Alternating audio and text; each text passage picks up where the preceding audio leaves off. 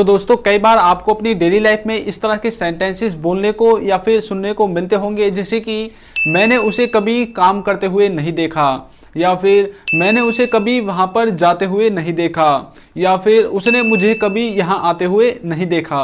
तो इस तरह के सेंटेंसेस को हम हिंदी से इंग्लिश में किस तरह से ट्रांसलेट करते हैं, तो चलिए इस वीडियो में जान लेते हैं। तो सबसे पहले हमें इसके सेंस को समझने की ज़रूरत है। इसमें हम अपने आज तक के यानी कि प्रेजेंट तक के अनुभव को बताने की कोशिश कर रहे हैं कि जब से मैंने उसे देखना स्टार्ट किया है तब से लेकर और प्रेजेंट तक मैंने उसे किसी कार्य को करते हुए देखा है या फिर किसी कार्य को करते हुए नहीं देखा है।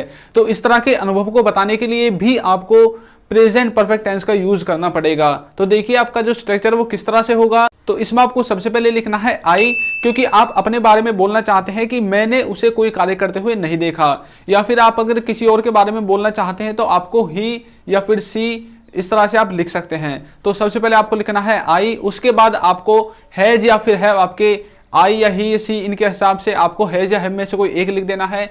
उसके बाद आपको लिखना है नेवर, और उसके बाद देखने की बात हो रही है तो आपको इसमें सीन का यूज करना पड़ेगा। और उसके बाद आपको जिसके बारे में आप बात कर रहे हैं यानी कि हिम हर, तो इनको आपको लिख देना है। उसके बाद जिस भी वर्ब के बारे में बात कर रहे हैं कि आपने उसको कोई कार्य करते हुए नहीं देखा, यदि आप कार्य के बारे में बात करना चाहते हैं तो उसके साथ आपको एनजी लगाकर लिख देना है। जैसे कि मैं अगर वर्क की बात करूं कि मैंने उसे काम करते हुए नहीं देखा, तो इसमें मैं वर्क की बात करूंगा, तो इसमें आपको वर्क के साथ आईएनजी लगाकर लिख देना है, यानी कि वर्किंग सबसे लास्ट में। तो इस तरह से आपका स्ट्रक्चर वो कंप्लीट है। तो चलिए इसके कुछ एग्जांपल्स देख लेते हैं। जैसे कि मैंने उसे कभी काम करते हुए नहीं देखा, इसकी इंग्लिश देखिए क्या होगी, I have never seen him working, मैंने उसे कभी काम करते हुए नहीं देखा।